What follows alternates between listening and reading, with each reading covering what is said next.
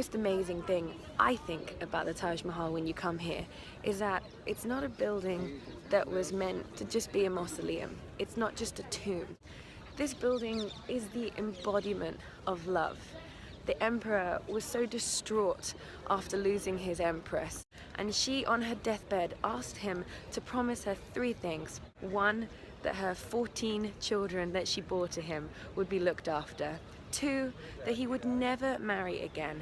And 3, that he would build something to commemorate her. He did quite an incredible job. The architecture and the design of the Taj Mahal is Persian inspired. When you look at the building, these arches and the dome, and of course all the scripture that's written on it is from the Quran. But there's a feeling here. The building has life. It has an energy about it. Maybe because the precious stones, they glow with the sunlight. They actually change color. They started to build the Taj Mahal in 1631, and it took 22 years to build.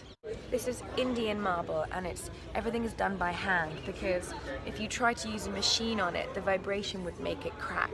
So every single one of these flowers has been handcrafted, and because it's one block, if there's one mistake, then the whole block is ruined. These towers that you see behind me, they're on all 4 sides of the Taj Mahal. There's another one there. Now, the designers back in 1653, when the Taj Mahal was completed, they had the intuition and the foresight to build the towers slightly leaning out. I think you can see there that it's just slightly leaning. That's so that if there was an earthquake, the towers would always fall away from the Taj Mahal. They knew then that it would be easy for future generations to rebuild a tower, but they'd never be able to rebuild the Taj Mahal. Do you see the scripture that runs all the way up here?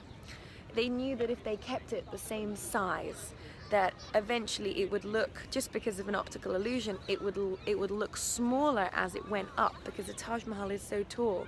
So they actually built the scripture so it got wider and wider and wider, so that it looks the same size as it goes up. Here there are all these different stones, are semi-precious stones. This is coral, this is jade, all of it done by hand. It's really quite amazing.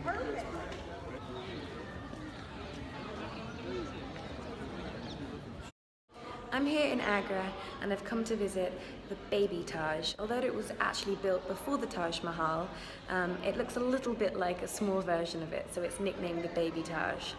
So the Baby Taj was built by the 4th Mughal king, and he built this for his empress's parents, who were to be buried here like a tomb.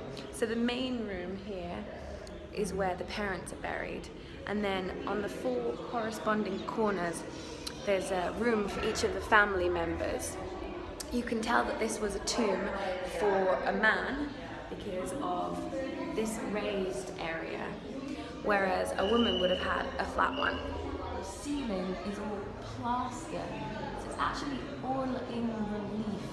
So it was plaster and then painted over the top.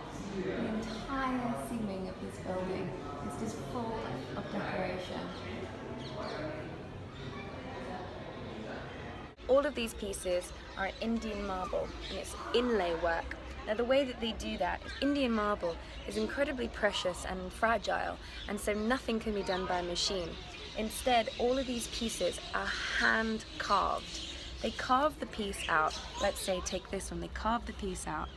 Then they put that piece on top of the white marble, etch around it, take the piece off, and then carve into the marble.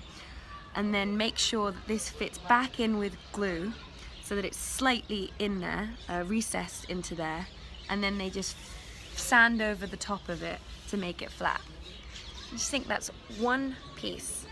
And let's take a look how big this building is, and all of these pieces had to be done by hand. Every single piece on this building has been hand carved.